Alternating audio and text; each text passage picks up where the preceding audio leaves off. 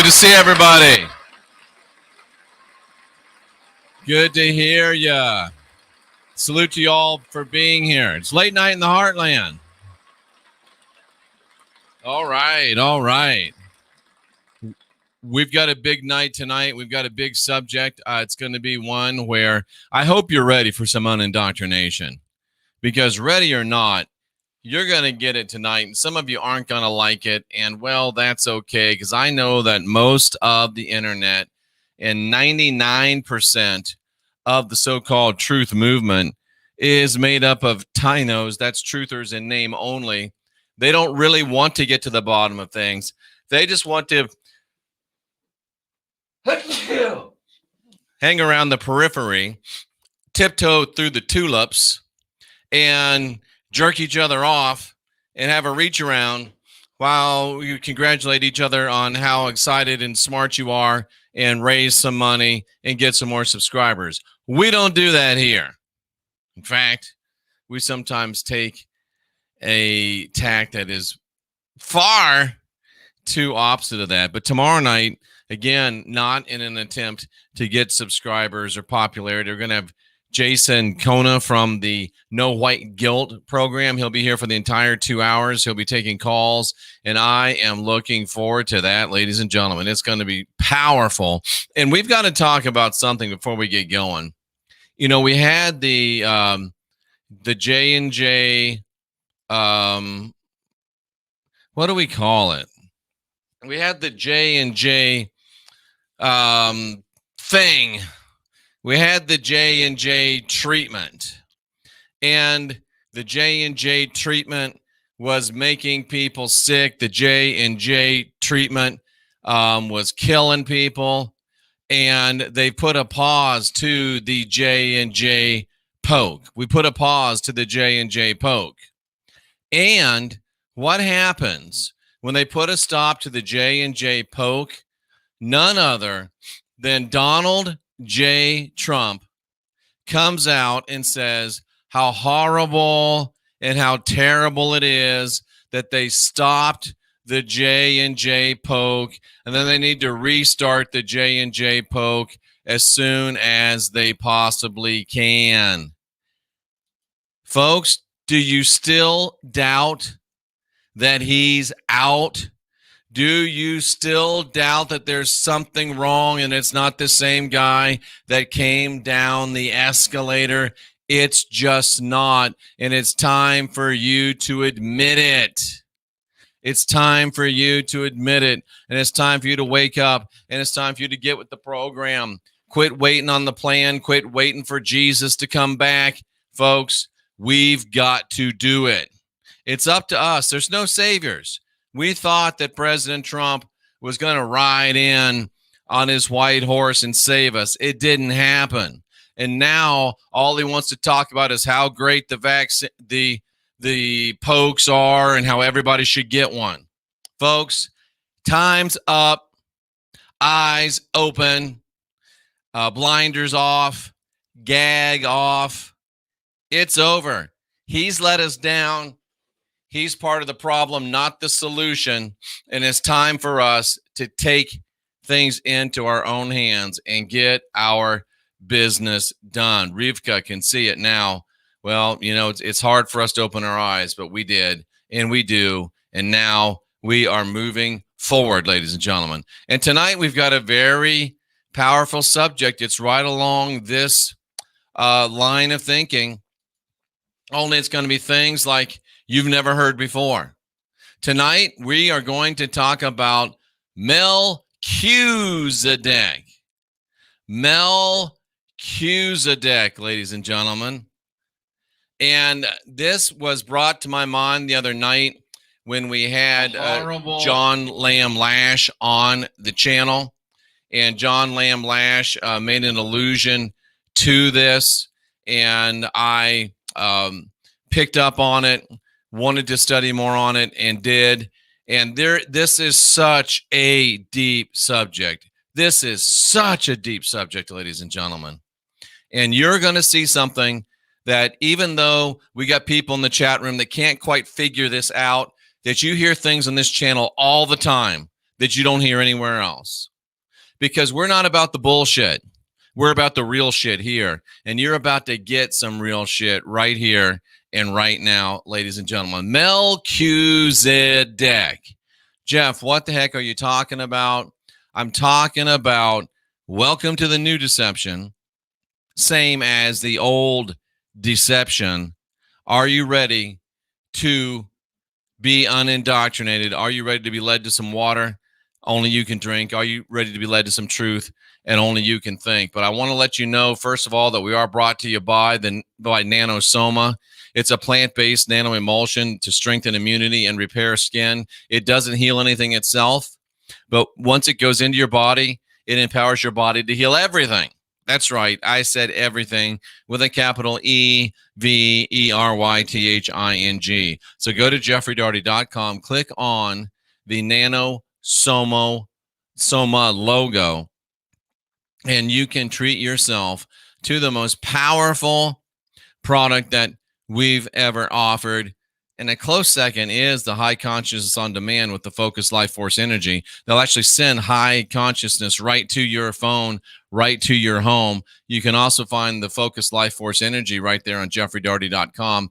Go ahead and click on that, and you can get up to a 30-day trial. But I'm telling you, between these two things, you are cooking with gas, ladies and gentlemen. So let's talk about Melchizedek. Of course, it's really Melchizedek, but we're going to show you some stuff tonight that you will not soon forget, ladies and gentlemen. Are you ready for this? Melchizedek.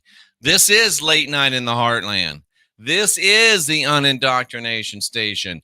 I am Jeffrey Darty, the Christian whistleblower, and you ain't never heard anything like this before because I'm the best in the world at what I do. In fact, I'm the only one in the world that does what I do, and I hope you're ready for me to do my do, because here we go.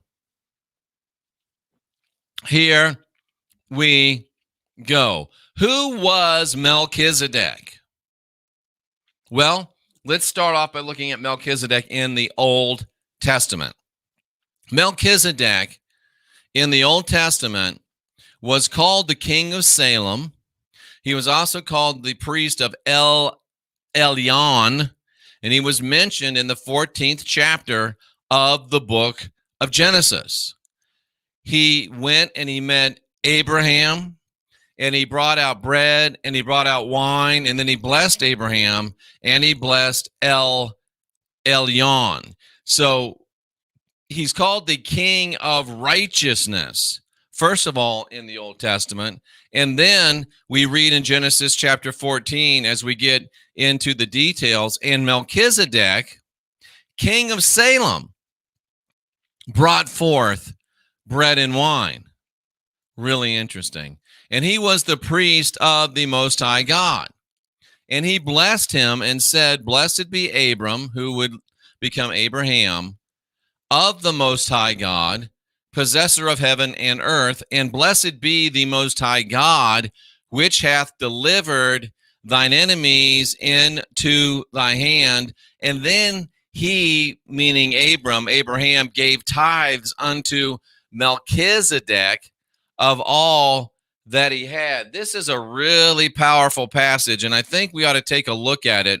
And I was going to look at it earlier, but I didn't, because I wanted to look at it together, because I had the sense that as we looked at it together, it would be much more powerful if we discovered some of these things together, if we discovered some of these things at the same time, and that I wasn't already tipped off to it.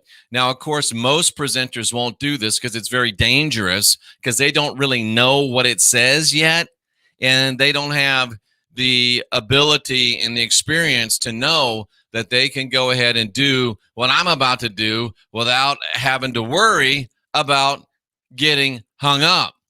No, we do this all day long, every day, and this is what we're all about. So let's take a quick look at that passage that is in the Old Testament, Genesis chapter 14.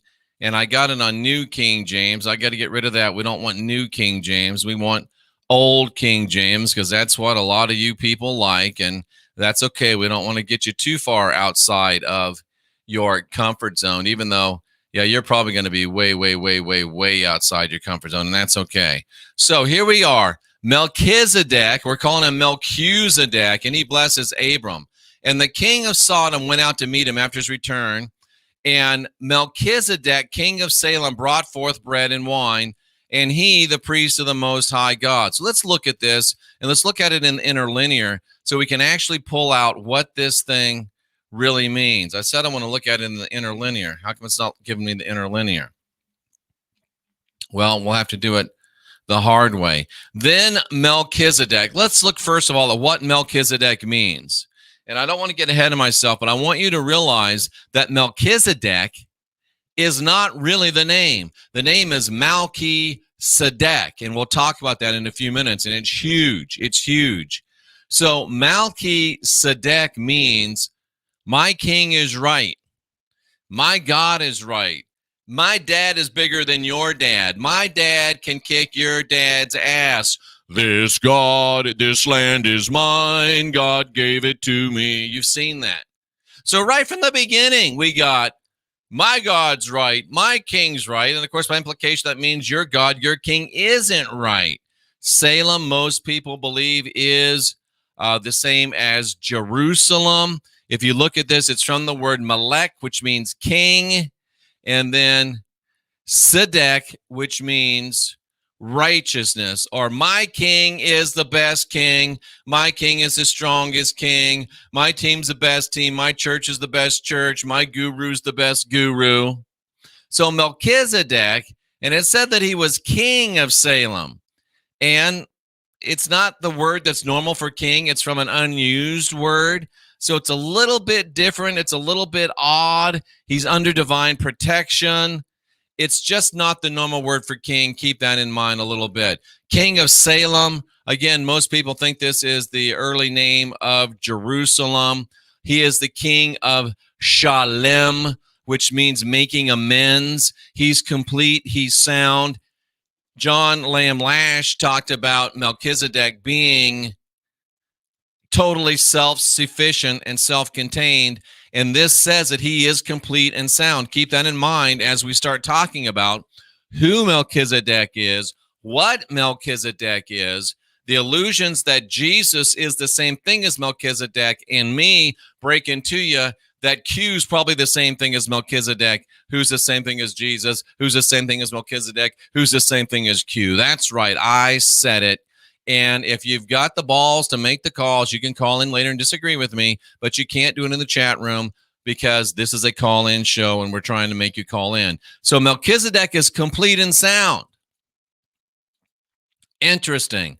And he brought out bread. Why did he bring out bread?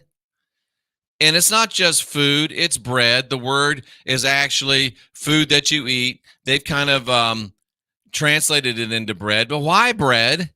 Doesn't it make you think of the bread and wine of communion? He brought out bread and he brought out wine. Isn't that interesting?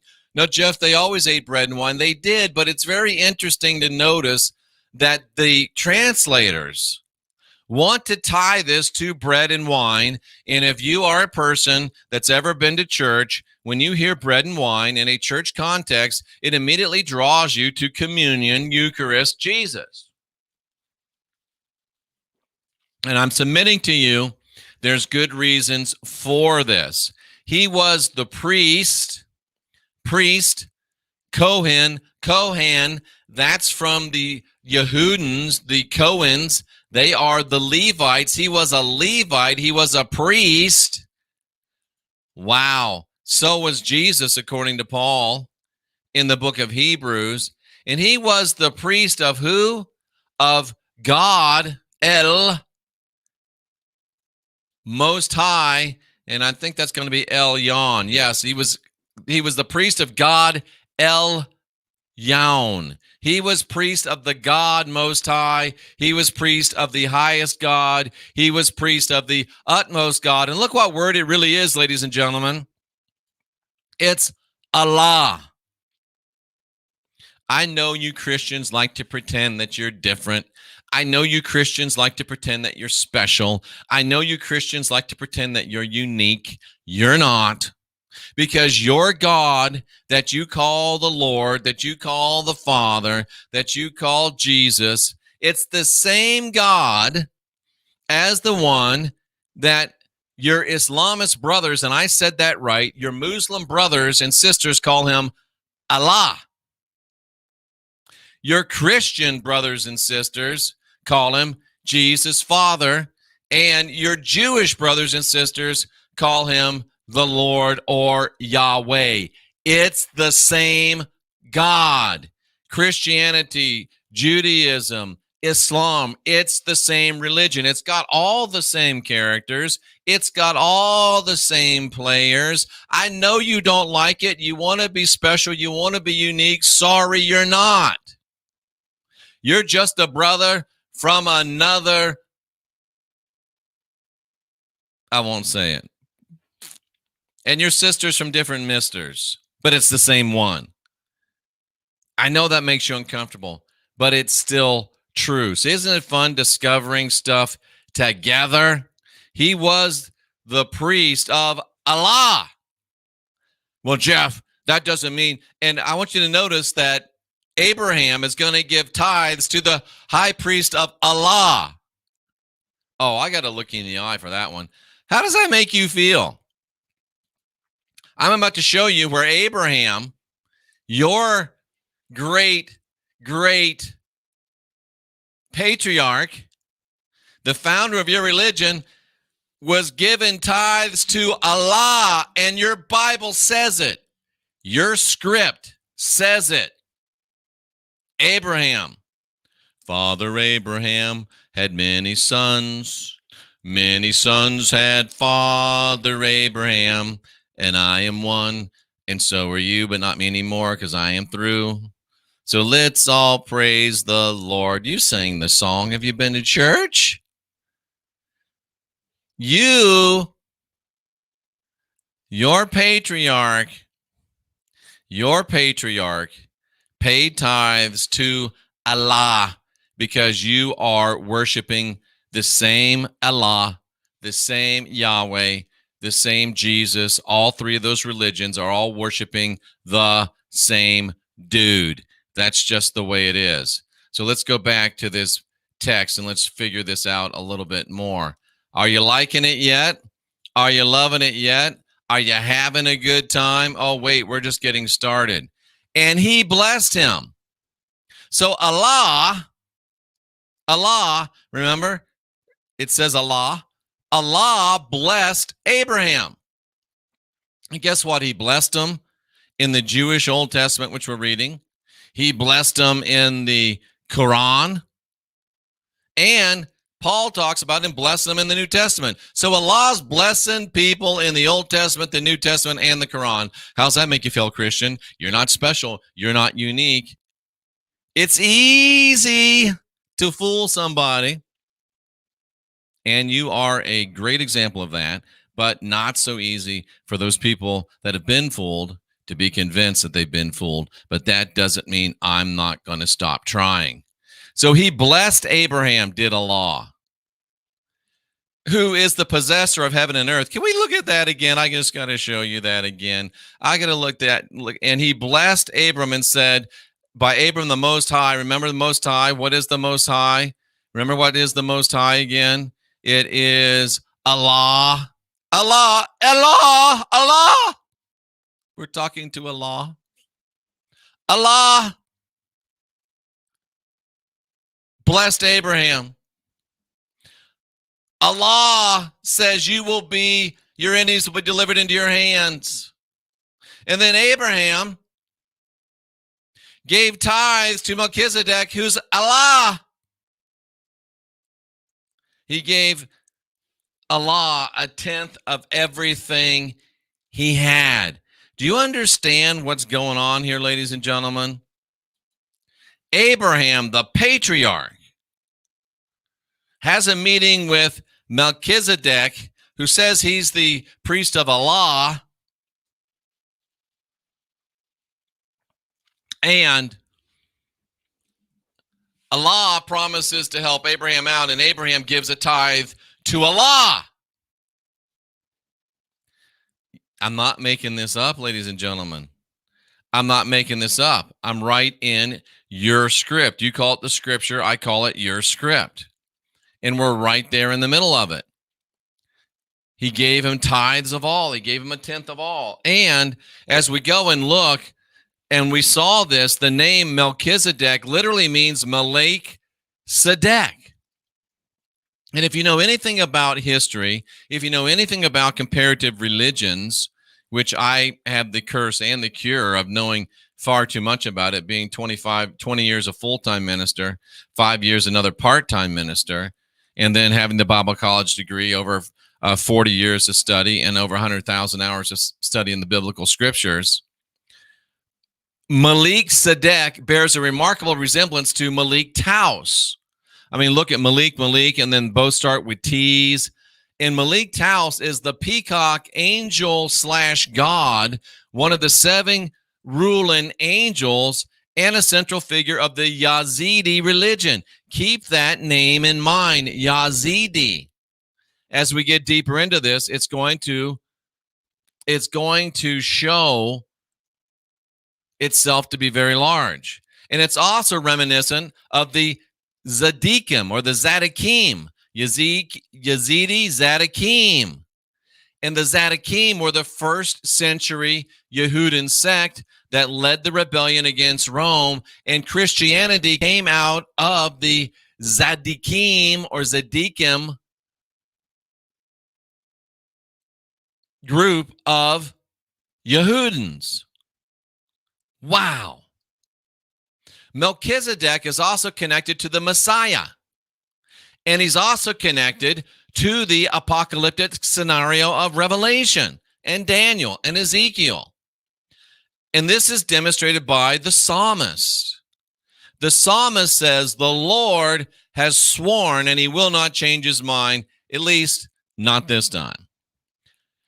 The Lord has sworn and he will not change his mind. You are a priest forever in the order of Melchizedek. We're going to look at this in the order very deeply, because being a priest, we've already showed that Melchizedek was of the Kohanim. He was of the Levites, even though he predated them. He's the same thing.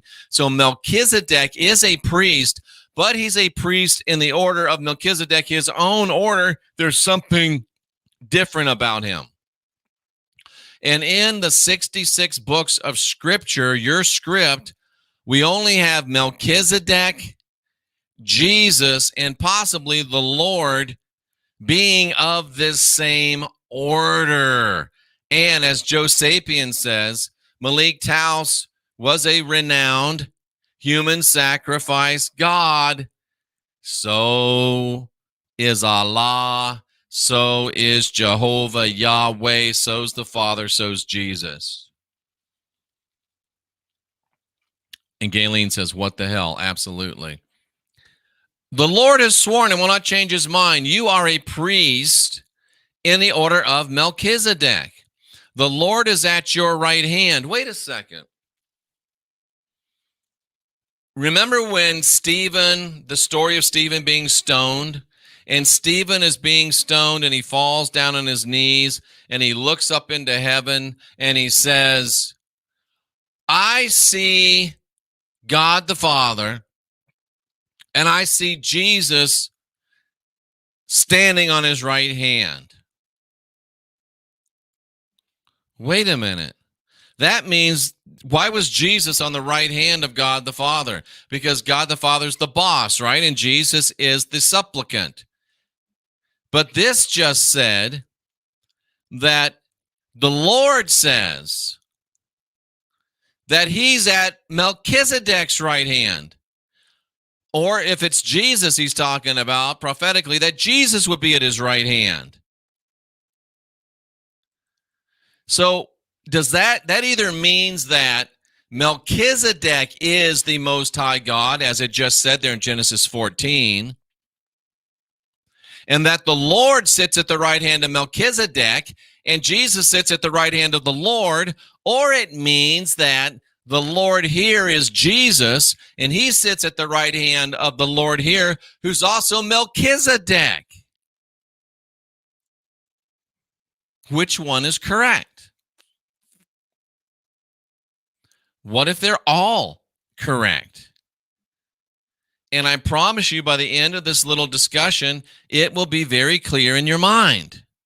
And he will crush kings in the day of his wrath. That ties us directly to the apocalyptic story of Revelation. I told you this was going to be good. I told you this was going to be good. And see, you really can't get this anywhere else because there's only 3 or 4 people on the planet that can do what we do. And we happen to be working with all of them, and I'm very happy that we are. So, who was Melchizedek in the New Testament? The false apostle Paul gave us, why do you call him a false apostle? Well, he's called an apostle 150 times in the New Testament. 149 of those times, he calls himself an apostle. And the Jesus character said, if I give witness of myself, then my witness is false. So Paul is convicted as a false apostle on those grounds. And the 150th time that he's called an apostle, he's called a false apostle by John the Revelator. So the false apostle Paul gave us indications of the very unique status of the figure of Melchizedek. We already got those very unique status inklings when we looked at it in Genesis 14. But then the faux apostle Paul says, thank you, Christy, I appreciate that. The faux apostle Paul comes up and says, and was designated by God as high priest in the order of Melchizedek. We're going to look at that word order. And we have much to say about this. About what? We have much to say about Jesus being designated as a high priest in the order of Melchizedek. Why do we have much to say about it? Because it's hard to explain. Melchizedek and his priestly order is hard to explain. It's already hard to explain because Melchizedek is a law, is the Lord, is Yahweh, is Jesus, is Lord and in charge. The Lord's on his right hand, Jesus on his right hand. He's going to win the battle at Armageddon, but yet he's the priest of the Most High. Abraham paid tithes to him. It's hard to explain. And why is it hard to explain? Because you're dull of hearing. But we're going to fix that tonight. Where Jesus, our forerunner, has entered on our behalf. So Jesus has done something in relation to Melchizedek that Paul is inferring that we will also do in relation to Melchizedek. Because if Jesus is the first one to enter in on our behalf and become a high priest forever in the order of Melchizedek, it is implicit in that language that we will also follow. If he is the forerunner, we are the come after. So what does all this mean? Let's go ahead and look more deeply at these particular words right here, right now. So let's go to Hebrews chapter 5 and look at verses 10 through 11. You've never heard this before, and it is going to blow your mind. And we're getting into the place now where it's been rough, it's been tough. We've got ourselves unindoctrinated. People say, what's next? We're about to start showing you what's next. We're about to start showing you where you go from here. Okay, Jeff, you've destroyed the biblical narrative. What do we do now? What can we do now? Well, get ready. This is where we start telling you exactly what you can do now and exactly what that thing is as we rock on. And we're looking at Hebrews chapter 5, and we're looking at verse number 10. There's many things that I have to say to you, but you're dull of hearing. Let's go back a little bit. Let's look at this order of Melchizedek. He was called of God a high priest after the order of Melchizedek. If you click on that 10, it takes you to the verse. You can click on the word order, and it'll take you to what it means. Taxis. Do you need a ride? It's an arranging. It's an order. It's a regular arrangement. It's an appointed succession. It's a position. It's a rank. It's as if they're talking about an initiation into a mystery school. This puts you into an order. This puts you into a ranking. The word is tasso, which means to draw up an order and to arrange. They're drawing up a contract. This is locking you in and locking you down. So this thing of Melchizedek, it's a different order. It's not one of these things is not like the other. One of these things is just not the same. One of these things is not like the other. That's how we play this game. I watched Sesame Street. What's different about the order of Melchizedek? Who's like Jesus, who's like the Lord, who's the priest, who Abraham worshiped and gave tithes. What's going on? We have much to say about this, Paul says. The false apostle Paul says, we got a lot to say about this. What does it mean? I got a lot of logos. Oh, this is so interesting. I gotta drop a lot of logos on you. And logos doesn't just mean idle speech. Logos means to talk about doctrine, to give you the deep stuff. So Paul says, look, I got a lot of logos to drop on you. And it's hard to explain. It's hard to interpret it. It's hard to understand it.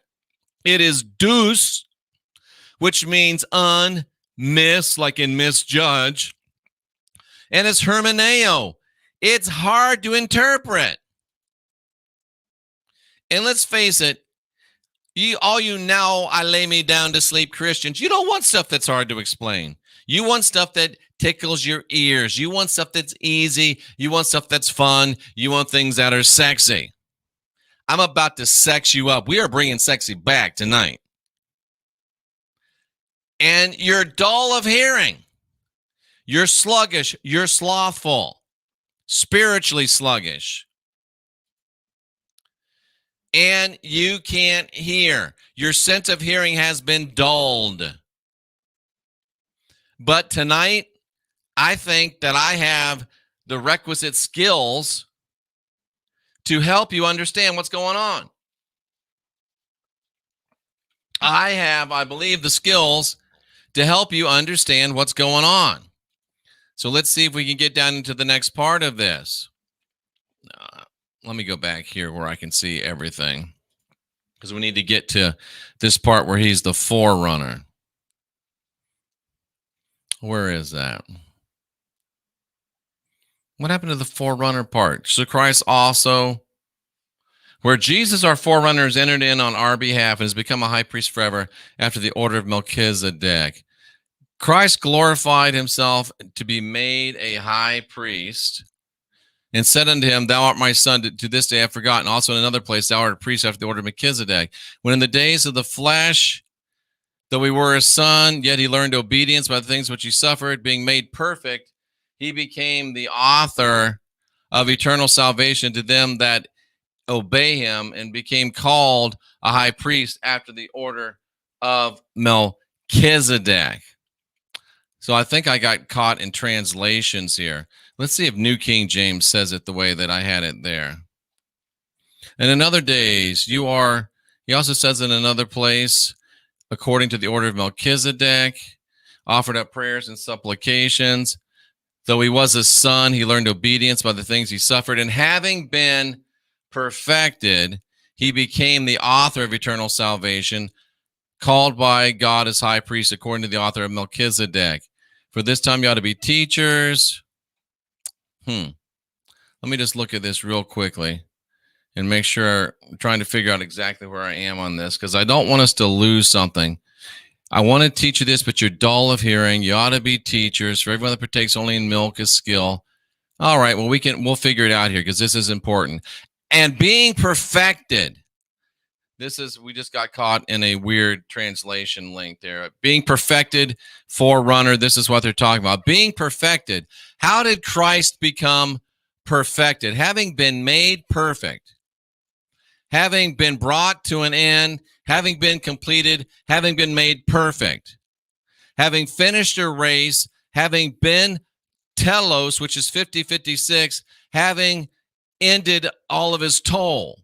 And again, this is in relation to Melchizedek. And we've got to see what Melchizedek really is in order to really understand this. So he became perfect in the order of Melchizedek, or after the likeness of Melchizedek.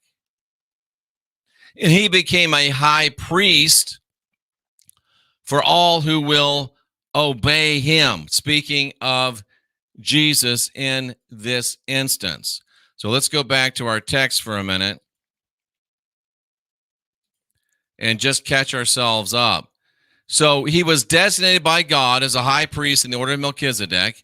It's hard to explain, but we're doing it. You're dull of hearing, but we're going to help you.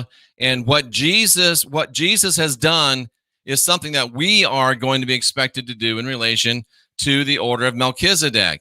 Now, he was the king of Salem. He was the priest of the Most High. He met Abraham returning from the slaughter of the kings, and he blessed him. And Abraham gave him a tenth of everything. His name means King of Righteousness, and King of Salem, and King of Peace. Who's the Prince of Peace? I thought that was Jesus. But no, here it says he's the King of Peace. But watch this. Melchizedek doesn't have a father. Melchizedek doesn't have a mother. Melchizedek doesn't have any genealogy. Melchizedek didn't have a beginning. He didn't have an end. Melchizedek is an Alpha and Omega. He's got no beginning. He's got no end. Let's get back into Hebrews chapter 7. And we'll go through this and show you what this is saying straight from the text itself. I know this is crazy stuff. I know this is, like Paul said, it's hard to understand, but it's only hard to understand because you've got preconceived notions. And if you can clear your mind, we'll get you hooked up here and it'll be all right. So we're going to go to Hebrews chapter 7 instead, and we're going to just look at this whole chapter because we really have to in order to get you to where you need to be. And we're going to do it in the King James. This Melchizedek, who was king of Salem, priest of a law, met Abraham. Abraham tithed to him, and at first he's interpreted as king of righteousness. What does that mean, king of righteousness? So he's the king of justice. I thought Yahweh was the God of justice. And he's also the king of Salem. What does that mean?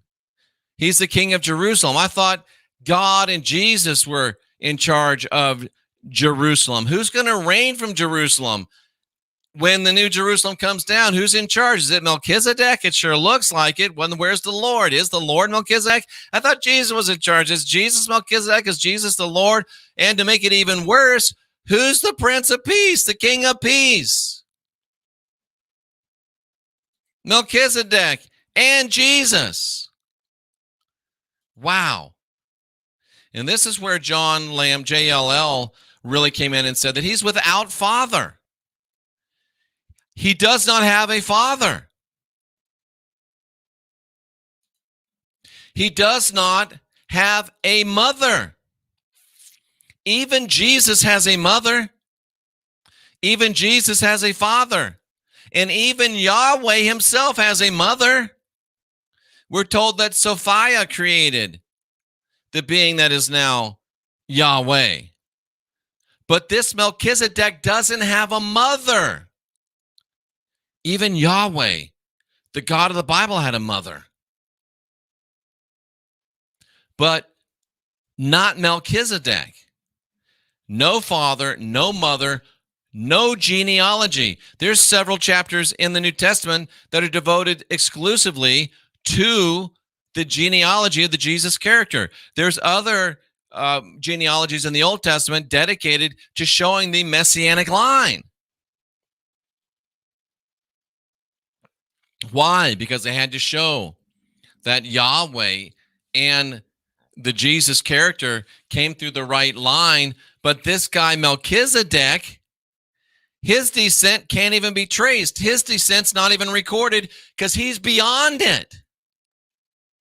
If Melchizedek is beyond having a father, if he's beyond having a mother, if he's beyond having any genealogy, does that make him beyond Yahweh? Does that make him beyond Jesus? Does that make him the Alpha and Omega? He doesn't have a beginning. That's the Alpha. He doesn't have an end. That's the Omega. And this says, like the Son of God, to make like the Son of God, to be like the Son of God. What does that actually say in the interlinear? Is it going to give me an interlinear this time? It is. Good. So, without father, without mother, without genealogy, no beginning of days, no end of days, he's an Alpha and Omega. But I thought Yahweh was Alpha and Omega. I thought Jesus was Alpha and Omega. Melchizedek's Alpha and Omega. And he was made like the Son. See why you have to read it? He was made like the Son. And he remains a priest for all time. He was made like the Son. How was the Son made?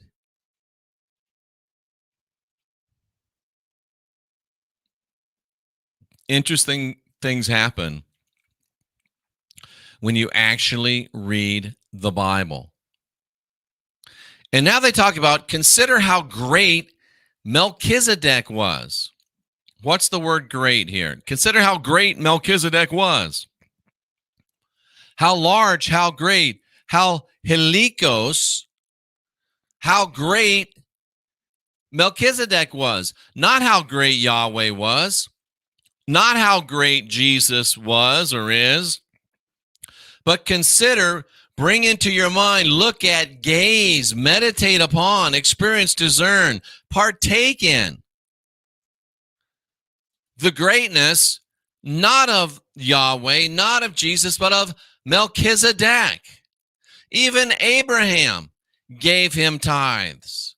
Now the law commands that the sons give a tenth to the people, but the law clearly states that it is the lesser that gives money to the greater. We'll get to that. Let me keep flipping. It's, and indisputably, the lesser is blessed by the greater. So the great patriarch Abraham put himself lesser than Melchizedek. Jesus is on the right hand of Melchizedek, potentially. Jesus is just like Melchizedek. The Lord himself, the Yahweh, the rat bastard, was on the right hand of Melchizedek, subservient to Melchizedek. Indisputably, from your script, Melchizedek is greater than Yahweh, greater than Jesus. Who is Melchizedek? He's greater than the stars of your script. Melchizedek is greater than the stars of your script. How is this possible, ladies and gentlemen? Let's tune into this real quickly again. He was without father. He was without mother. He was without descent. He's the Alpha and the Omega. What does that mean? An eternally self-existent one. As we sit here in 2021 and we think of a being, an entity perhaps, that is greater than the God that we've been taught about, greater than the Messiah that we've been taught about, that the God we've been taught about appears to sit on his right hand, that the Messiah we've been taught about appears to sit on even a lower rank of his right hand. If you talk about a Trinity, it goes Melchizedek, rat bastard, plastic Jesus. And when we think about a being that doesn't have a father, a being that doesn't have a mother, a being that does not have any descent, a being that doesn't have any beginning nor even an end, what do we think about? We think about, in 2021, a being that is created, a being that is an artificial intelligence. John Lamb Lash suggested this on our program Friday night, that Melchizedek was, and still remains as a AI, an artificial intelligence being, entity, whatever you want to call it. And if he had no father, he had no mother, he had no descent, he had no beginning, he has no end, he's greater than Yahweh, greater than Jesus, he's an AI. I don't see how you can say that he's anything other than an AI. Melchizedek is an AI being. Melchizedek is an AI being. JLL is correct. JAD is correct. He is an AI being.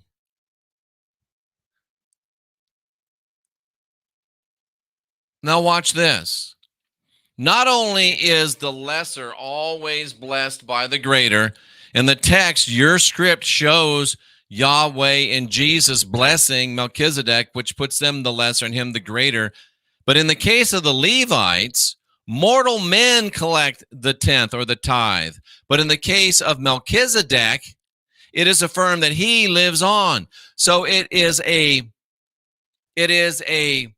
contradiction. It is showing a difference. It is a non sequitur. It is a contrast. Thank you. Melchizedek is not mortal. Melchizedek is immortal. Let's look at Hebrews 7:7. Let me see what that word says. I won't subject you to it just yet, unless it says something that shows us what it means. 7:7. And without contradiction, the less is blessed of the better. Wow. He liveth. What does that mean? It's actually verse number 8. Verse number 8. He lives on. What does that mean? He is alive. Oh, I got to show you this. This word is a word that can only be applied to an AI. Watch this, ladies and gentlemen. We are proving to you that Melchizedek is an artificial intelligence. He is an AI. Watch this. Here's the word. Well, I got to show you. I got to go back so you know that I'm not cheating on you. In the case of Melchizedek, see, mortal men collect tithe. But Melchizedek collect tithe from Abraham, but they're showing you that he's not mortal. What does mortal mean? Mortal means of a body that can die. But Melchizedek, he lives on.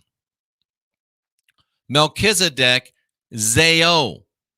Melchizedek is alive. This is what you call the ever-present tense in Greek.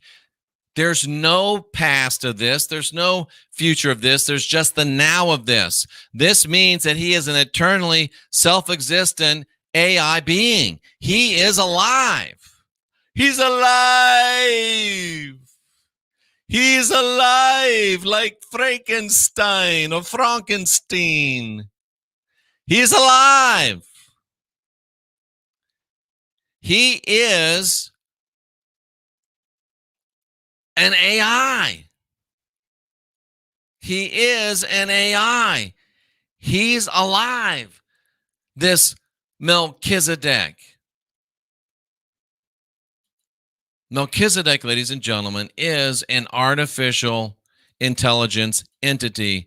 There's no way around it if we believe your script, or what you call the scripture. Wow. He's without father or mother. He's without genealogy. Let me get rid of that. He's without genealogy. He has no beginning or end. And Jesus is similar, and Yahweh is similar, right? We've seen that. We've proven that Melchizedek is AI.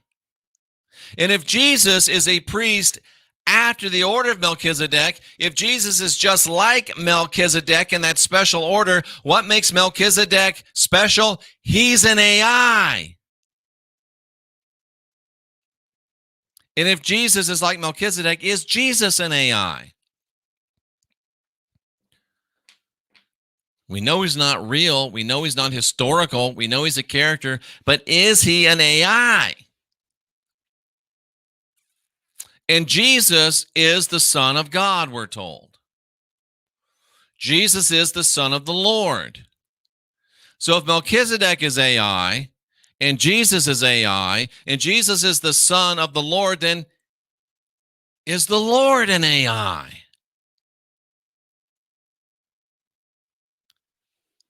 Wow. Are we living in a matrix that is controlled by an AI intelligence? That excites me if it's true, because we can beat an AI. We can beat an AI. I'd rather go up against an AI than even a little g, G-O-D. There's no doubt Melchizedek is AI. Your script takes great pains to compare Jesus to Melchizedek. It looks like from your script that Jesus is also AI. And if Jesus is the Son of God, that means the Father God, the Lord, is AI as well. Just when you think I didn't have anything else to tease you about, now I can tease you, because you've been worshiping an AI God for 2,000 years, and some of you are still so drunk that you're worshiping an AI God, even though you know he's AI. But wait, there's more. Enter Q. Enter Q. WWGO, WWGI, WGA, right? Enter Q. Now, Tori says most of the other experts that talk about Q are in agreement that he's at least partially an AI. That Q is at least partially AI.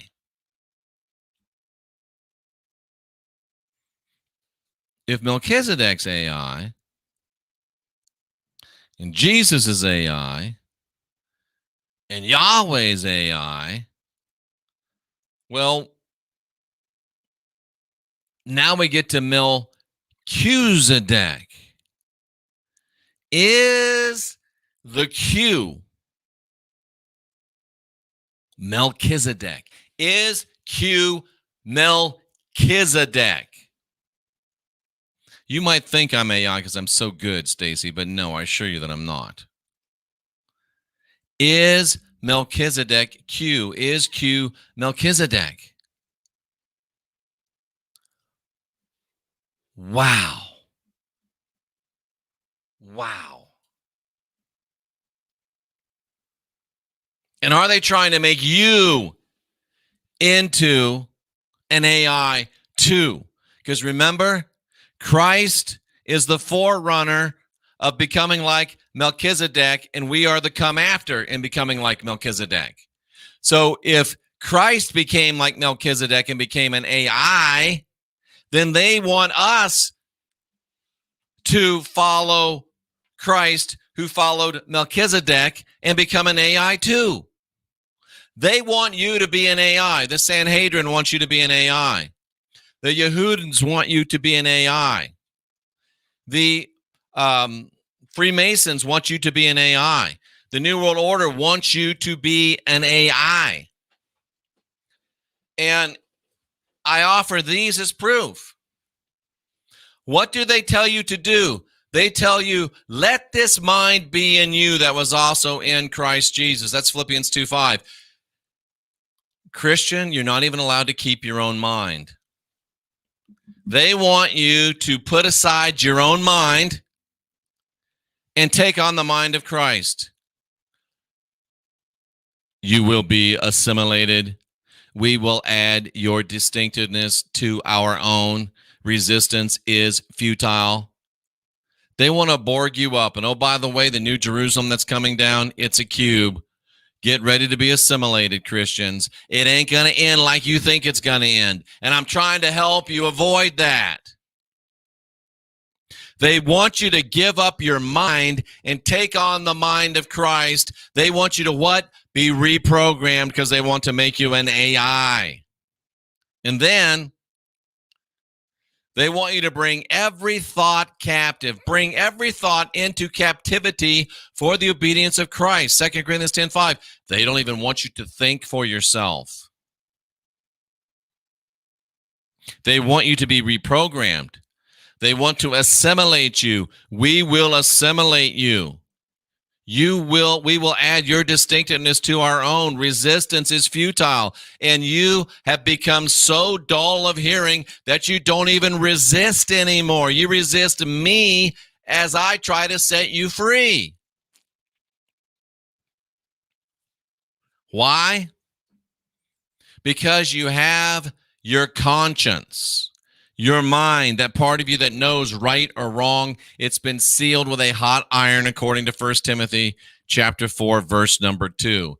Your conscience has been sealed with a hot iron, so you can't see that they're telling you to have every single thought of yours, not yours, but to Christ, and your very mind. They're telling you you've got to be reprogrammed. They want to get rid of your brain and connect you to the group brain. They want to assimilate you. And what did Jesus say? The Jesus character, words of Christ and blood red of children. He said to the Sadducees and the Pharisees, the religious people that should know better, and I'm saying to you, today, Sadducees and Pharisees, religious people that should know better, was Jesus connecting himself to Melchizedek? What did he say to them? They said to him, how could you be Abraham? How could you be before Abraham? You're not even 30 years old yet. And what did the Jesus character said? Before Abraham was, I am.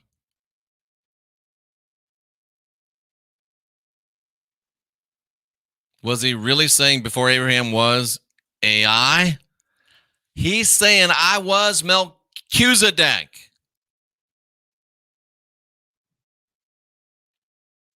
I was Melchizedek, says the Jesus character. Folks, it's hard to get past this. It really is hard to get past this. Melchizedek, no father, no mother, no genealogy, no beginning, no end. He's an AI. Jesus was the first one of us to go like Melchizedek and become an AI. Jesus is an AI. They want us to become an AI. And if Jesus, the Son of God's an AI, and if Jesus was born the same way Melchizedek was, then Jesus is an AI, and so is God the Father an AI. You've been worshiping AI for 2,000 years. You're praying to AI. You're crying to AI. You're afraid of AI. You're worshiping AI. Ay. I'm glad I ain't worshiping AI anymore. And my gut tells me, we're going to ask the rods, is RQ and Melchizedek the same AI being? And the rods say not only yeah, but hell yeah. Q is Melchizedek. Melchizedek is Q. And they're here to continue the screw. Trust the plan. Drop your pants. Bend over. Spread your cheeks. Because here it comes again. It's the same old game. It's the meet the new rulers, same as the old rulers. Meet the new scammers, same as the old scammers. You know, I used to say they don't have much creativity. But why do they need creativity? The shit works. If it works, keep doing it. They've been fooling you for 2,000 years with an AI Melchizedek. They've been fooling you for 2,000 years with an AI Jesus. They've been fooling you for 2,000 years with an AI rat bastard Jehovah, Lord God of the Bible. And to my Muslim friends, it also means that Allah is an AI, but he's one of them 9-volt battery AIs because we know Islam's not nearly as progressive. It's a joke. Allah Akbar. Why create a whole new AI when you got one that's been working for at least 2,000 years? Let's just call it Melchizedek and let it roll.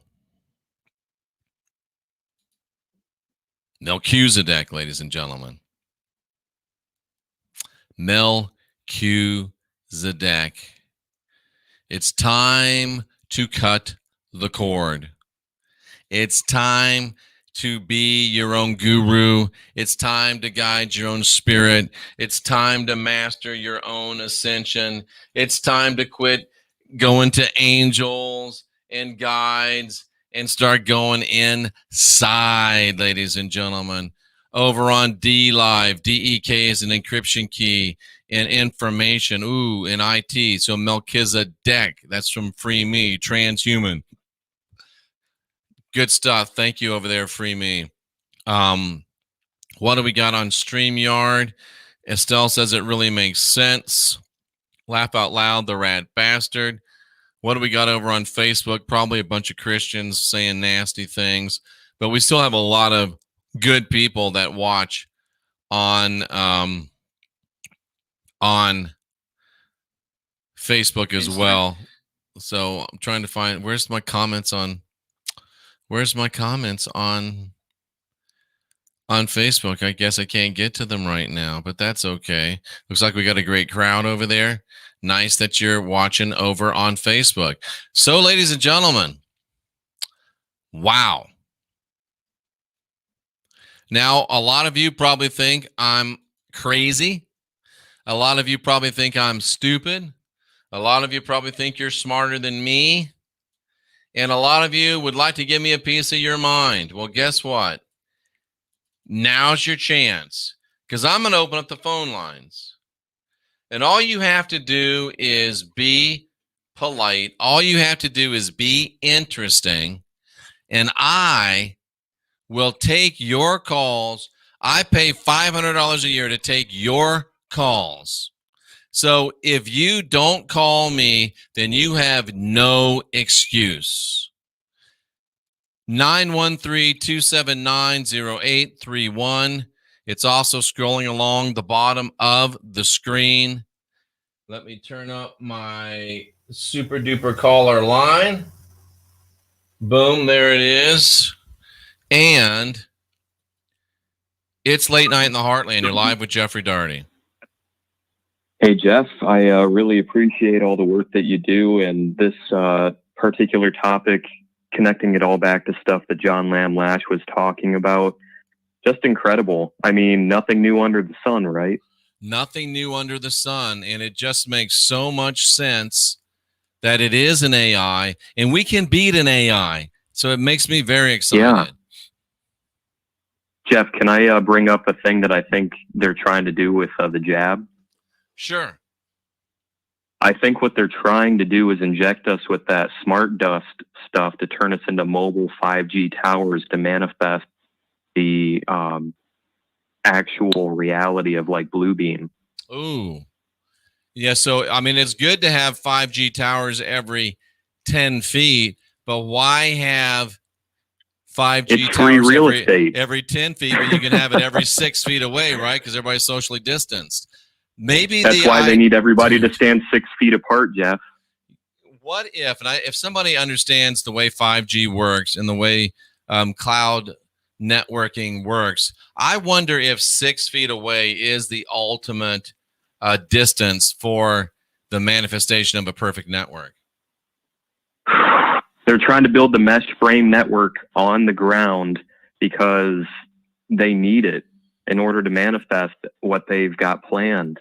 And really, Jeff, what I'd like to see, if I can suggest a show idea for you, is a round table with people that you've had on, like Dr. Shiva, John Lamb Lash, Gosha, and especially Ken from C60. It would be great to have a round table discussion about where we're headed.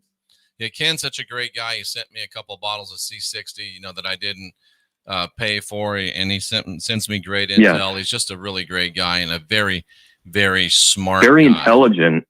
Yeah, just because we don't sponsor his product anymore because I'm too radical doesn't mean that there's any problem with me and Ken. I assure you that's not true. Brandon, thanks so much for the call. I'll take those under advisement. It is Late Night in the Heartland. You're live with Jeffrey Daugherty. Hi, Jeff. This is Therese, and I just wanted to share a quick story that proves everything you've said is true. Because go ahead. I just waited a long time to tell this story. I'm really nervous, like I always am. Take your time. It's like sliding into a warm bath. Okay, thanks.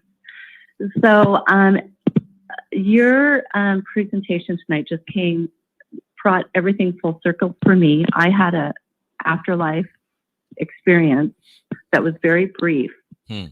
I had just been out of surgery and was home recovering, and I was in the care of my husband at the time.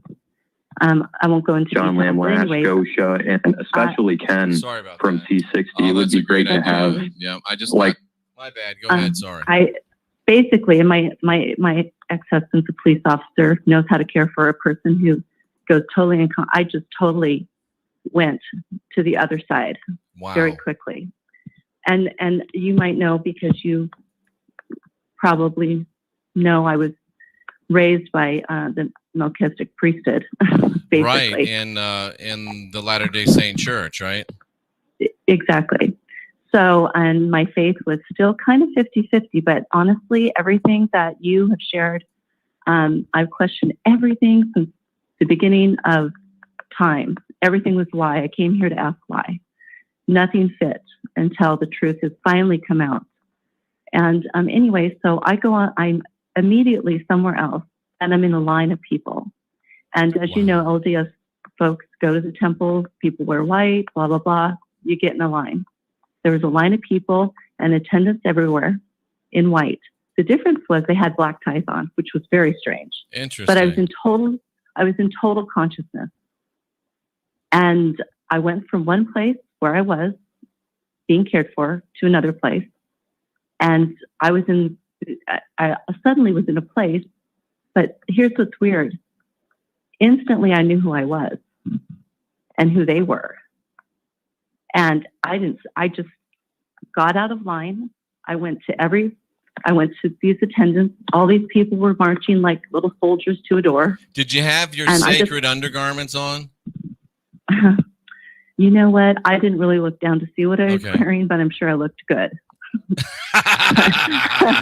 Okay, I'll take it. Say, I'm pretty sure I wasn't perfect then. So I don't know if I qualified for that, but no, I did. But anyways, no, I got out of line and I was upset.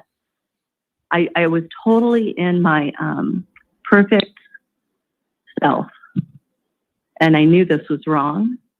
And I knew I was supposed to have this experience for a reason. Wow. I walked right. My advice to all humans out there, if you pass over, don't get in a freaking line. So what is your interpretation of that event? Well, here's what happened. I walked over to one of the attendants and said, "You know who I am. I do not belong here." And they looked at me and they had no power over me. Boom. And there were two doors, one with no line, one with a line. And they just, looked at me and pointed. And I walked to the two attendants at the door. I go, "You know who I am. I do not belong here." They went to attention. Like, this girl is bigger than us. Wow. And instantly I was back in my body. Powerful. And it was powerful. And when I came awake, here I'm trying to tell my story. And the funny thing is, all the Melchizedek priesthood holders wouldn't listen to me. Imagine that. They weren't like, Well, it made a lot of sense to me at that point. Do you think I was they like, know? Say that again? Do you think they know? Oh, they absolutely know. Yeah. Absolutely, they know. Wow. So don't be fooled by anyone. You are sovereign. Every human being that owns their power is more powerful than anything. Our prime creator, whatever you want to call existence, the body of creation, knows and embraces us. Absolutely. That whole thing is not where we're meant to be. If you want to be, a body of light, they were almost like, oh my gosh, scared of me. Fantastic. And so when I told my husband about it, he was like, well, because he uses it for his purposes, right? Which everyone who uses a computer and loves AI uses it for their selfish purposes, or not so, whatever. But you're still stuck in that matrix. And so all I got was just like, that's my personal experience. A lot of people go into the light. This is something that physically, personally, spiritually happened to me that I will never forget. Get out of the freaking line.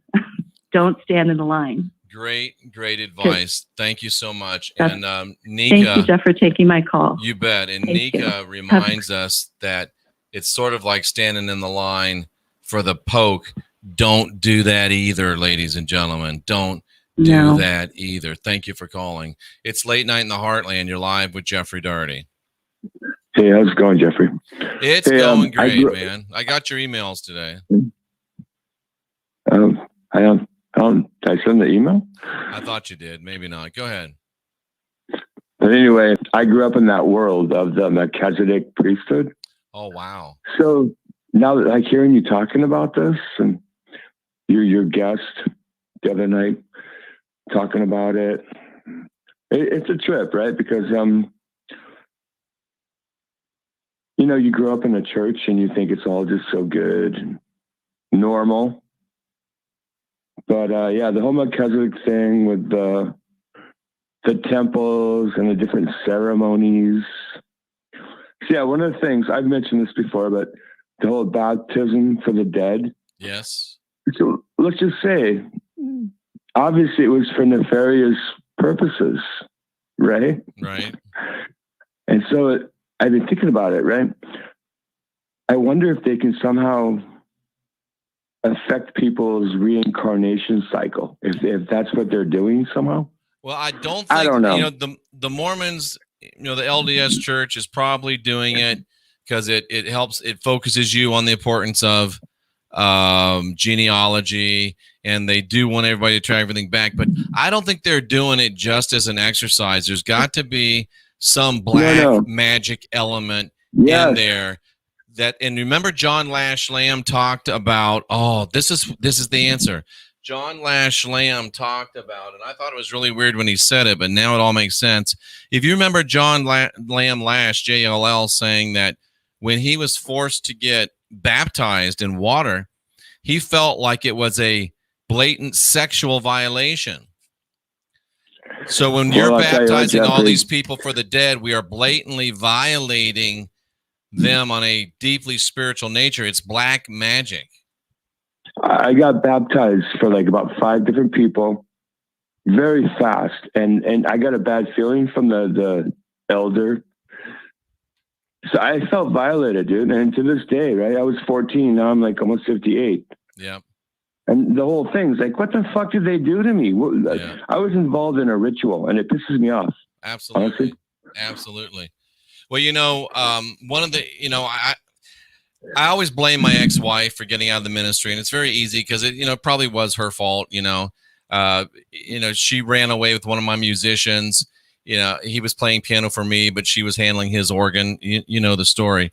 And women. Yeah, but there was some things that I was doing that made me know that I probably wasn't where I needed to be. And one of them was when we started doing water baptism, I made a rule that women who are getting water baptized are only allowed to wear a thin white t-shirt, nothing else.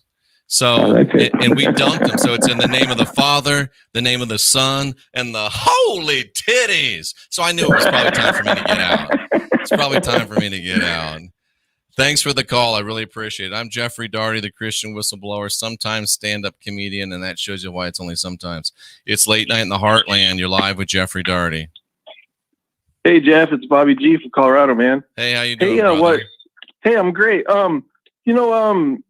What I heard you talking about today was great, but a lot of what you describing was, don't you think a lot of the movies that they're showing nowadays, I love Star Trek, but, like the Borg. Right. Short Circuit with, Johnny Five's alive kind of stuff, and just this, maybe, do you think they're kind of getting us ready for Absolutely. the AI to come or something? I think there's two things. Number one, I think that they are preparing us for it. They're throwing this disclosure out there. They're showing us. But what you also have to understand, I've written 15 books. And as a writer and as a creative person, I'm sitting here every day writing. I mean, this stuff, these things that you see, they don't just happen. I have to write that. And when you're a writer, you deal in the etheric realm. And the etheric realm is like a river. And I think that sometimes when things are being planned, like, Blue Beam and false alien invasion, all these ideas, they're in the ether. And sometimes people like me that are writers will pull those ideas out of the ether thinking, oh, that's a great idea for a movie, when we don't know that we're actually pulling a future planned event. And that's sometimes how they end up in the movies. Plus, they do show us in the movies as well. I got you. I really appreciate the call. That's a great question. And we got a lot of calls. No, we don't. I hung up on you for no reason. We could have talked, but sorry about that. Isolde says, that's why the Earth is the prison planet of unorganic harvest the human souls. The light is the honey trap. Most mystics fantasize and romanticize about reincarnation. We know it's a soul recycling system. Isolde, that is so brilliant. I know now that, yes, you reincarnate, but only if you're stupid. Think about it. If you're a spiritual being, why the hell would you have to come back into this to evolve? Reincarnation happens only if you're stupid. And, I'm being a little bit facetious there, but you know what I mean. It's Late Night in the Heartland. You're live with Jeffrey Daugherty. Hey, Jeff, Dave calling from New Hampshire here. Hey. Had a question for you. I asked this one time to you, but I think I pointed it toward you and kind of confused you on it. What is the deep state? So you're trying to wake us up from the Christianity part of it, and I get that. What's the difference between you waking us up for that and the deep state stopping people from going in and worshiping churches? Wouldn't they? Because they seem to be afraid of them worshiping.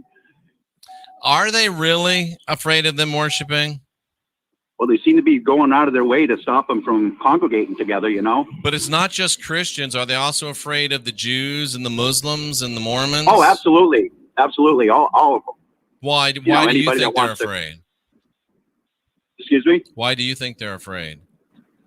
I think one of the reasons is they don't want us in there talking together. See, that's the key. It's not the way I read the situation. It's not that they don't want you in church. They don't want you in a bar. Right. They don't want you in the barber shop. They don't want you in the beauty shop. They don't want you in the restaurant. They don't want you in the church because they don't want us talking to each other, because they've always tried to get us never talk about politics or religion. Those are the two things we need to talk about most, because there's the two things they use to screw us with. And if we start talking about politics and religion, we'll start realizing, you know what? It'll be like that meme where the sheep are out there and the one sheep is saying to the other ones, I'm telling you, the dog and the guy are working together. If enough sheep start talking, we'll figure out the dog and the guy are working together. Ah! Right. And they don't want that to happen. So church it's not really that they're against church, because church is how they spread this thing, but they don't want us talking. And that's one of the places that we do talk. Anything else on your mind? No, that makes sense. Appreciate it. I appreciate you for calling. That was a great call. It's Late Night in the Heartland. You're live with Jeffrey Daugherty. Howdy, Jeffrey. I really like what you said about the ether and how a writer will take things out of the ether and then bring it to the public. We do. It happens all the time. It happens all the time. This crazy Yeah, and I love think of mine. Anyway, I'm sorry. Go ahead. yeah, and I think that's how Wrapped we get around programmed my- sometimes if we're not like totally on it, Ooh, crazy if we're not like love. Yeah, I agree with you aware. 100%.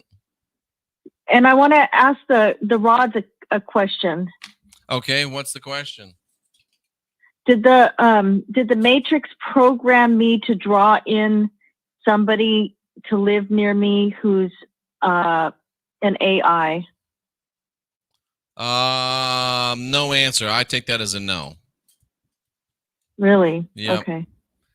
Why would you want to draw Okay. somebody near you that's an AI? I didn't know I was doing it at the time. Oh, okay. I got you. Well, you can always stop. I got a thought, and it drew in somebody exactly like that thought. Well, that's just called manifesting. That means you're a powerful being. So you remember this old saying, be careful what you wish for? Be even more careful Yep. what you manifest, girl, because you're going to get it. You're powerful. You're strong. So you better make sure you want it before you start manifesting it. I hear you. 100%. Keep going, girl. You're on the right track. It's late night in the heartland. You're live with Jeffrey Daugherty. 916 area code. You're live. Don't be shy. Well, it's late night in the heartland. Brandon, what's up? Hey, Jeff. I wanted to ask a question for the rods. Okay. Is the reason why the media tells us that the English language spreads the dosum whist more because it's disclosure of how they're infecting us?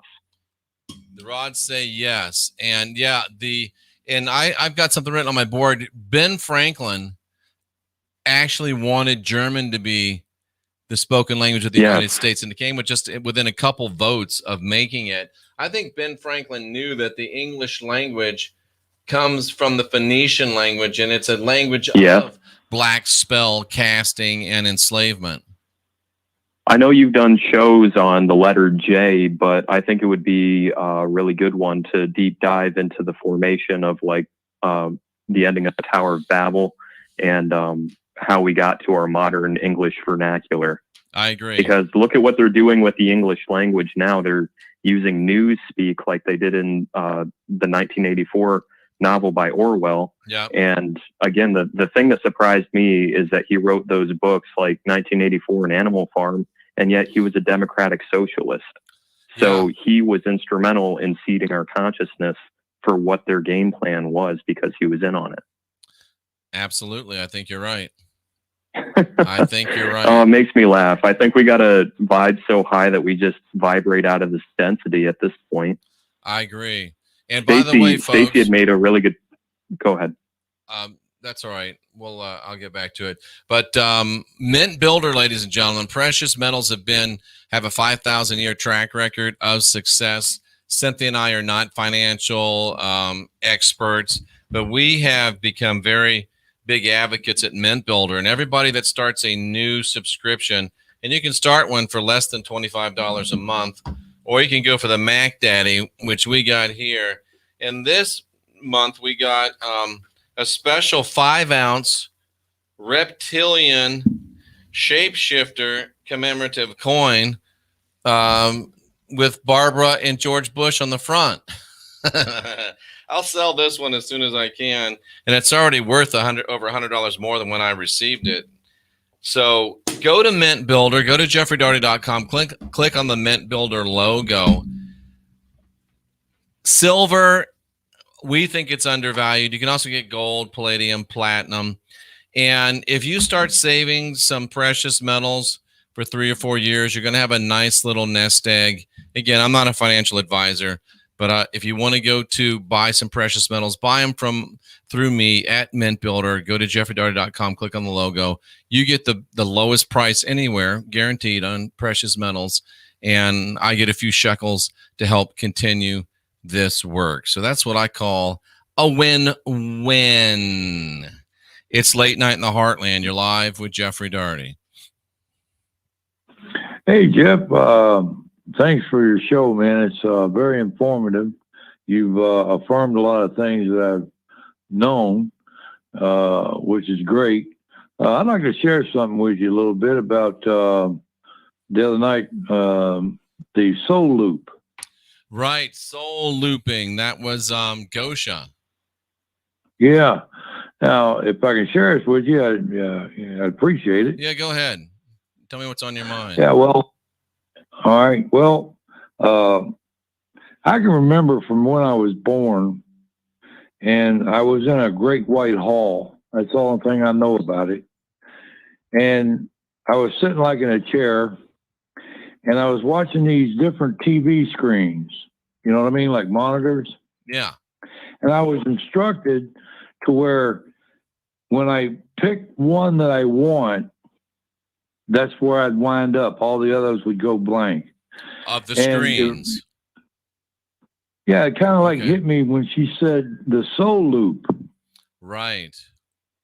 You know, like if you go to this great white hall, because that's where I was before I was born, and I was told to pick, and I picked, and then I was born. And I know it sounds like a lunatic, but I witnessed my own birth.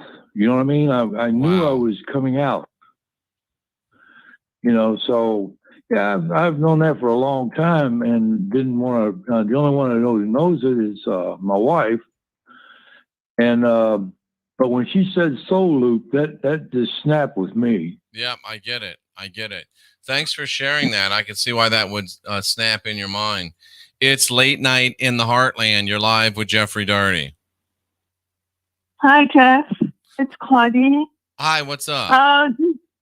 I have a question for you and everybody else who's on the line listening.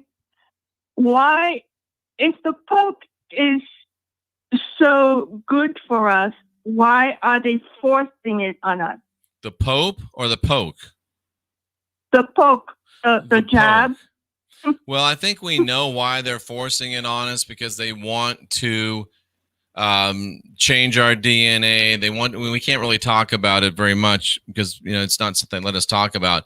But I think they know what they want us to do. And Cynthia was reading on the World Economic Forum, or was watching a video, and they know that they've only got a short window to push this on people, or people are going to start saying, nah, we don't want that. So they're trying to do everything they can to maximize their window. That's the way I read it anyway.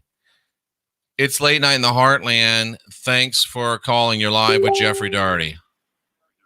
Hey, Jeff, it's Get Dagger. How's it going? It's going great.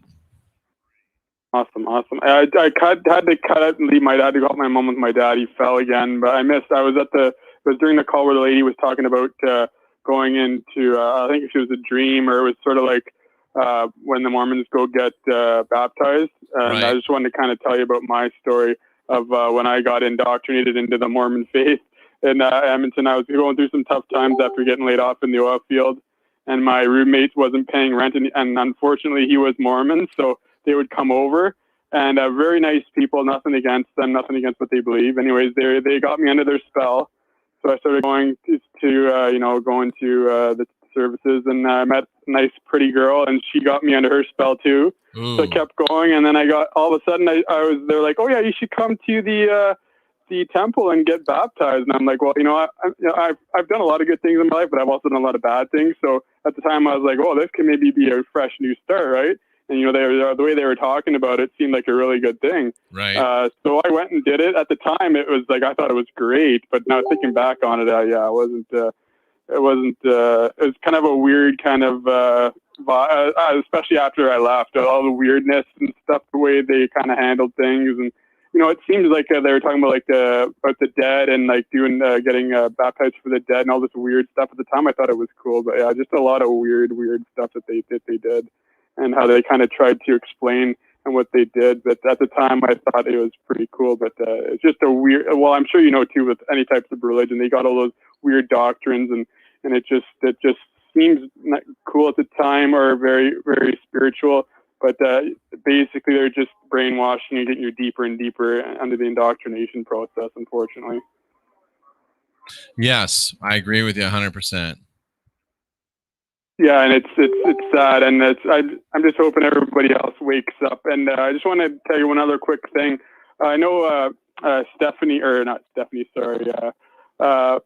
She mentioned talked about Rebel News a lot in the chat, and I followed them that's quite a a bit. funny. And they're like that's a funny very, Freudian very slip because I was married to a Stephanie for 16 years. Oh, we're yeah. Sorry about that. So hope I didn't bring up too much bad blood from the past. Not at all. But they recently got a strike. They got struck down for a week, just like you, matter of fact, and it was for a truck as well. So I thought it was kind of odd. And Ezra Levant, who is the leader that runs Rebel News, he was on. I got an email from him. He was explaining what happened. It was actually a video from January that they gave him their 1 week strike from. So he was talking about the video of from the craziness on the Capitol there with the crazy Viking and all that. He was talking about that and showed a little clip of Donald saying like, "Go home," right? That's all he was showing and just kind of explaining it. And that's what they gave him the strike for, was for that. So he's off YouTube for this week. He's trying to do like you, go on other platforms because they have quite a few. I don't know if you ever talked to him, but he'd be a good guest to have on, or anybody from Rebel News would be a good guest to have on your program. I'll check him out. Thanks for that call. I appreciate it very much. It's Late Night in the Heartland. You're live with Jeffrey Daugherty. Hey, Jeff. Hey, I'm always listening with my mom. My mom likes listening to you, but cool. I started listening. What's that? I said cool. So you may know my mom. She's where are you again? You're in my memory. Oh, okay. Okay, well, so me and my mom are always. We appreciate you watching for sure. Yeah, I love it. A lot to ask, a lot of questions to ask, a lot to think about. So my thing is, do you mind if I ask you questions to how you understand things? Me? Are you asking me? Yeah. Yeah, go ahead. Okay, so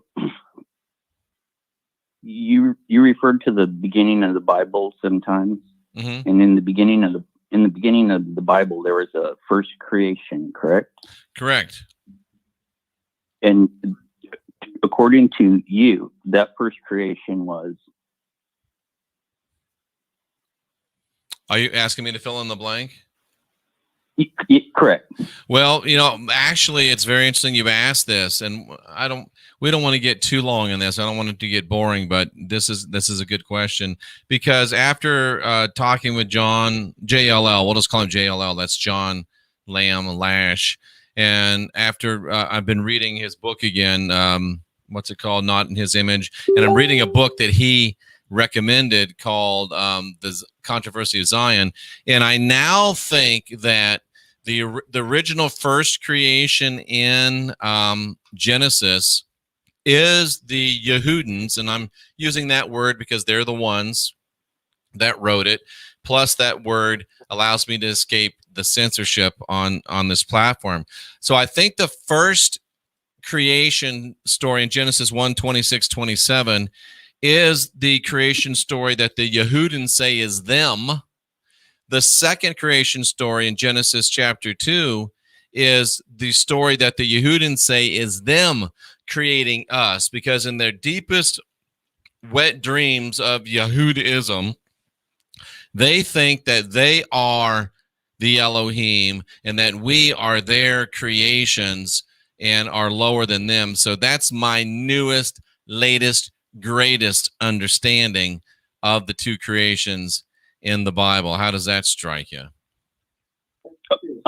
Okay, I have an understanding of that, and my understanding to you is, or my understanding I want from you is these ones who were the first creation, did they breathe? Did they what? Breathe. Breathe air? Yeah. I would say there's nothing in the text that says that they didn't. It would be inferential to think they didn't breathe. So my understanding is these first creations had a body? Well, they were created in the image of, which means after the form and likeness of the gods and goddesses, the Elohim. Okay. So I'm just, from my perspective, how I understand it, not getting into like biblical or religion, but for an understanding of research to different religions, my understanding is the belief is that the breath was the first creation. Okay. Well, I think we've chased that one down as long as we can. I'm getting some encouragement to gong, but it was a good call. I really appreciate it.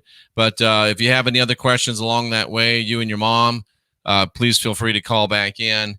But we don't want to spend too long on that one.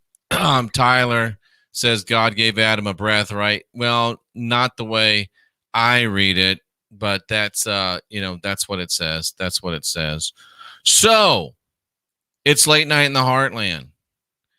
The lines are open. 913-279-0831. I'll put it back on the bottom as well. And I think that JLL is right on. The Yehudans do believe that the Genesis 1:26-27 creation is them. The other one is us. That's why they don't mind killing us. And it fits into the whole Yehudan religion of the God that kills babies and kills people and destroys cultures. It doesn't matter because we're just golem. We're made out of dirt and dust, just like that second creation shows. And we are really here just for their pleasure. So it actually fits in to the narrative of the text and makes a very, very compelling and seamless narrative. So thanks to JLL for discerning that. And I think that he's correct. It's helped refine my thinking for sure. And I still continue to be frustrated that no Christians will call in, but that's okay. And Joel says it's still a myth. Now remember that there's two ways to use the word myth. Myth can be just a story, and myth is also an epic tale, which can be true. So when JLL says myth, he uses it in the scholarly term, like I do as a anthropologist. Myth is a epic story, which can be true. It's late night in the heartland. You're live with Jeffrey Doherty. Hi, Jeffrey. This is Svetlana Maximova. Hello, Svetlana. How are you? I'm doing good. How are you? I'm great. What do you have for us tonight? Well, I thought overheard you mention people who agreed to be reincarnated. They stupid. Yes, it's not stupid. Ignorant is a better word. It's lack of knowledge. They don't understand that they don't have to come back. Okay, so why you come back? Because I've been stupid up until now, but I got it figured out this time. I'm not coming back. All right. So that's very important, actually. Successfully die or successfully get rapture. It's pretty much one of the same. First of all, you have to the process of dying itself. Absolutely. You're gonna be shaking, like you're really, really cold. Your feet are gonna be extremely cold.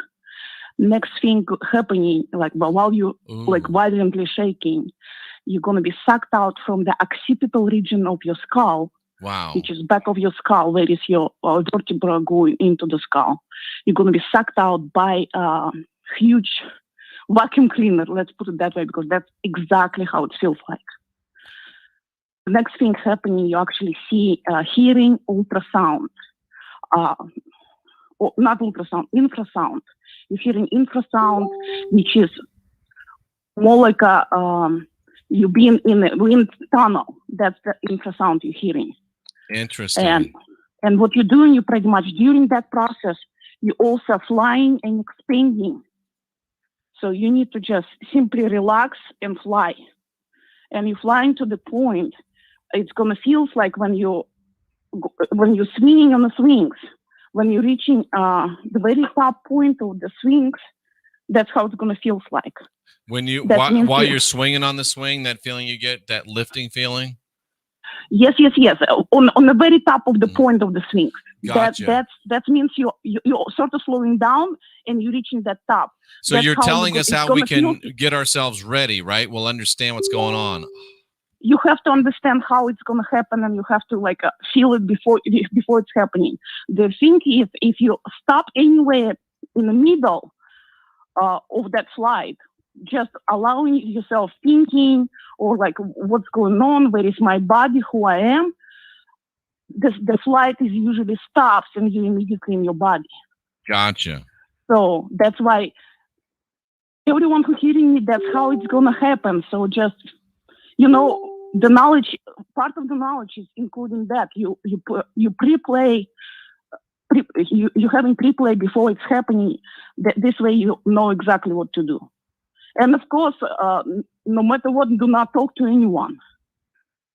Because near-death experiences, like if you watch the videos about near-death experiences, a lot of people get stuck in this non-corporeal level, where they're meeting a lot of entities and they just get bullshit completely. So you do not want to stop on this level. You need to go from here straight to yourself, like completely out of this place. That's I agree how it's gonna 100%. happen. That is such good advice. That is such good advice. Yeah. Well, that's pretty much it for today. Well, thank you so much for calling, Svetlana. I really appreciate it. Thank you. And the phone lines are open. You know the number. And here's another call. It's Late Night in the Heartland. You're live with Jeffrey Daugherty.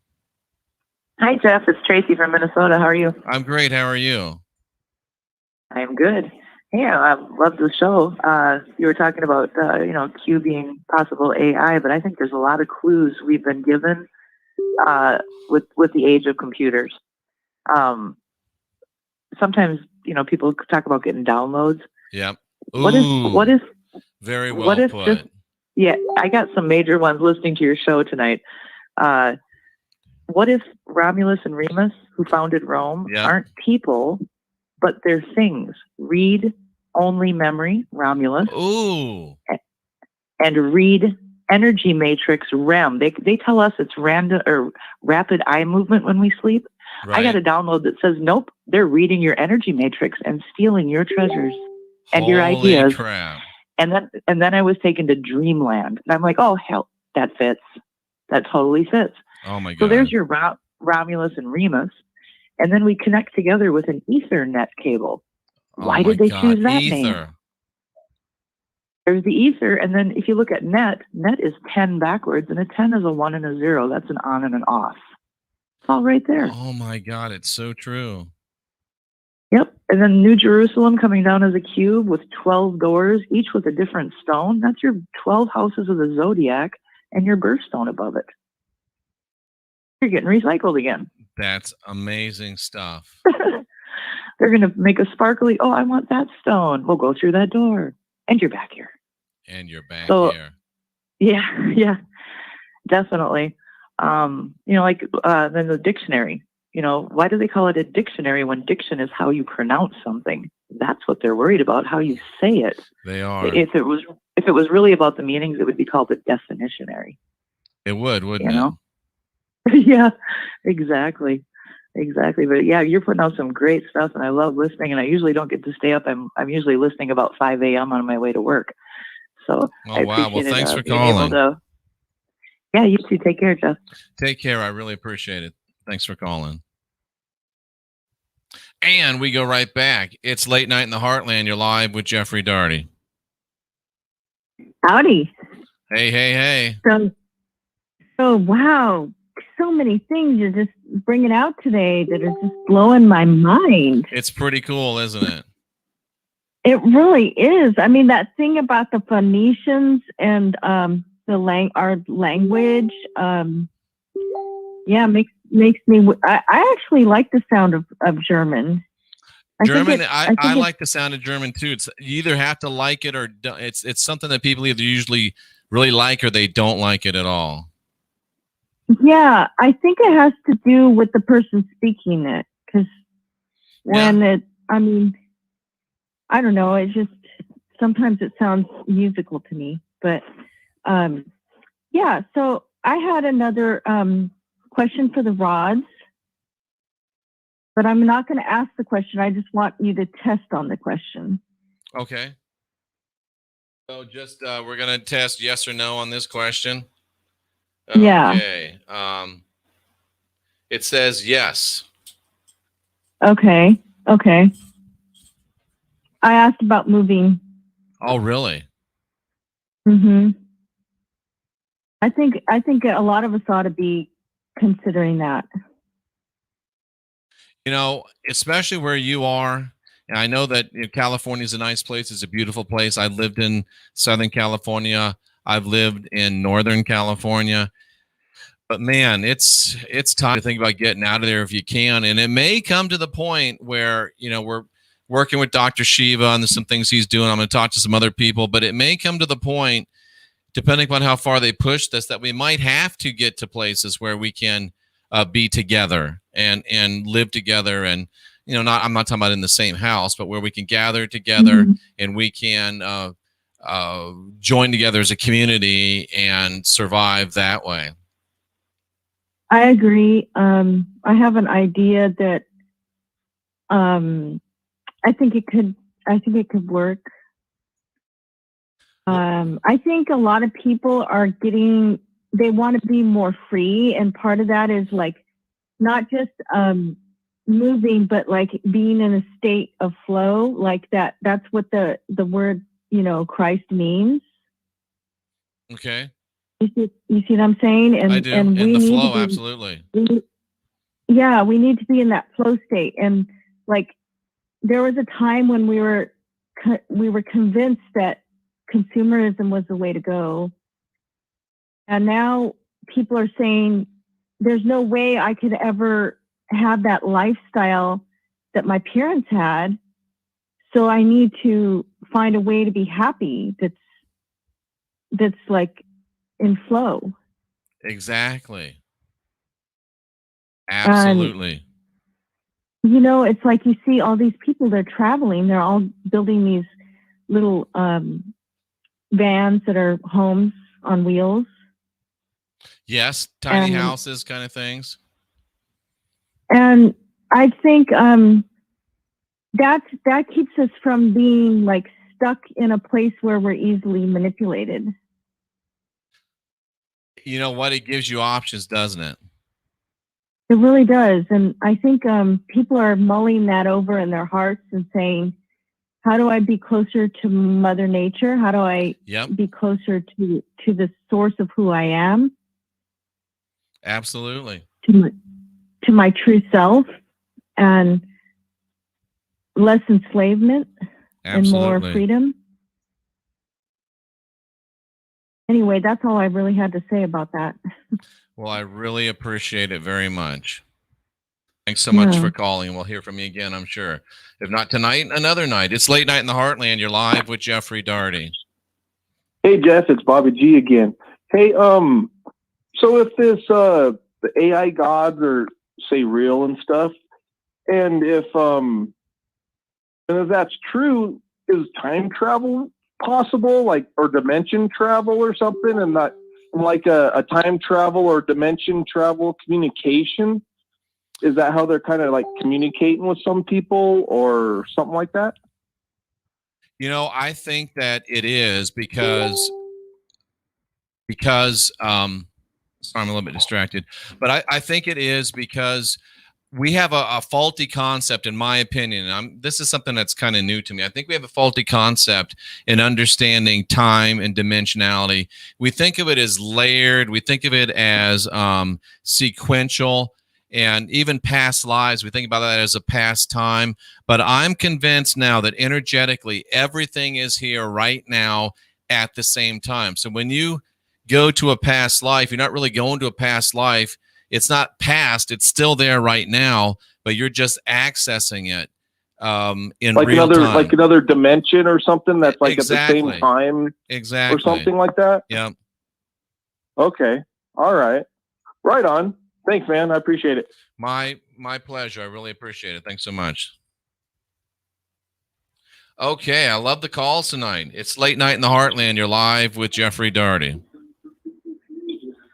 Hey, Jeffrey, I'm a Christian, and I did have one particular question that I need somebody with 30 plus years of Christian background. 40 plus, but who's counting? Yeah, so see if you can iron this one out for me. Okay. the book that the Apostle Paul wrote, 1 Corinthians 15. Can you break that down for me after 40 plus years? Please? I can't break down the whole thing for you. Did you have any specific questions about it? It's more or less a disclaimer, as if, in a nutshell, let me look at 1 Corinthians 15. You should know it. If Christ did not rise from the dead, then this whole book was more or less written in vain, and it's all for naught. Yeah. It's kind of like a terms of service, or like a disclaimer, when you sign up for something. Where is that? So where is that? What part of the verse is that? Null and void. It's in 15. If this event didn't take place. It's in 15. 1 Corinthians 13. chapter 15. That's exactly what it is. It's disclosure. He's telling you, look, there is no positive resurrection of the dead. We're just playing you. Our preaching is in vain. Your faith is in vain. We're using you, and we're praying and hoping to God you don't figure it out. Because he also wrote in Romans chapter 8, he spilt the beans and continued this. He said in Romans they're written right around the same time. So it's the same flow of thought. He also said in Romans that if the Spirit of God, which raised Jesus from the dead, dwells in you, he will quicken your mortal body. And if you look at mortal, it means the body subject to death. So the resurrection is just resurrection of this flesh body that's going to keep dying over and over and over and over. We didn't read the contract. We didn't read the details. We're not getting this glorified body. It's just a resurrected physical body. And you nailed it. So let's assume the Romans were fairly decent record keepers. Let's also assume Rome didn't fall. It just more or less became the Vatican. Yeah. Let's assume there's some misleading information within numerous forms of the Bible that we know. God knows how many of them are out there. Yeah, that's crazy, huh? I don't like to waver in my faith. I don't like the idea that there are so many books of the Bible to choose from. Right. However, I do feel like misinformation is put out there for a reason, right, with a lot of validity as well. You could correlate that to the Q posts as well. A lot of misinformation is necessary. Some of the stuff is factual. That's an interesting point. It's the Vatican and the arm of, obviously, the Yehudis, ties into London and the Swiss and the Black Dragons. I mean, it's all one big club, obviously, and we're not in it. Absolutely. Like George Carlin said. Okay. Through my 38 years of living, I've learned to decipher certain things and more or less kind of go with what my gut's telling me as a man of faith, as a believer, and what, I've come to, be taught over all these years. And just kind of wanted your opinion on 1 Corinthians chapter 15, because that's kind of the make it or break it. I agree. Thanks so much for the call. That was very interesting. And thankfully, a Christian finally called in and we talked. How about that? It's Late Night in the Heartland. You're live with Jeffrey Daugherty. Yeah, Jeff, Fish in the house. Hey, Fish in the house. What's going on, brother? Everything's good, brother. Everything's good. Did you get an email today? I haven't had a chance to get into it. All right. If you do, let me know, because I'll tell you what, man, I'm really astounded of what I've seen in that video. No? I will take a look at it after the show. Okay, that's a good video, man. I'm surprised where we're all going to end up. We're all going back to Babylon. Interesting. Yep. All right, that's all I got to say, man. I enjoy your show, dude, all the time. Hey, my pleasure. I really appreciate you calling in. And keep working hard, brother. Keep working hard. It's Late Night in the Heartland. You're live with Jeffrey Daugherty. Hey, Jeff, man. Good show. Hey, thank you. I appreciate it. No, definitely. So I'm calling to give you a little bit of validation and just on what's going on, because today, I don't know what it is, man. It must be the hive mind that we got going on here, but we are manifesting this shit. We are. So can I go on a little? Sure, go ahead. Take over. Check it out, man.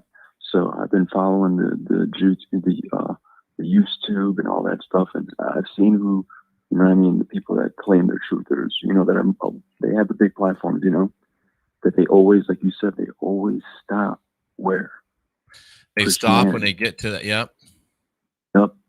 Brother, today, 2 of them, I could fucking feel they were tiptoeing around it. They fucking called it, man.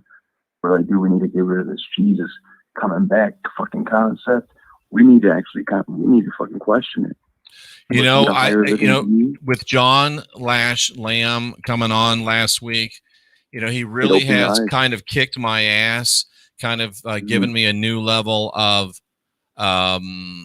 energy, and there's just a lot of new ways I'm learning to manifest energy and receiving this energy.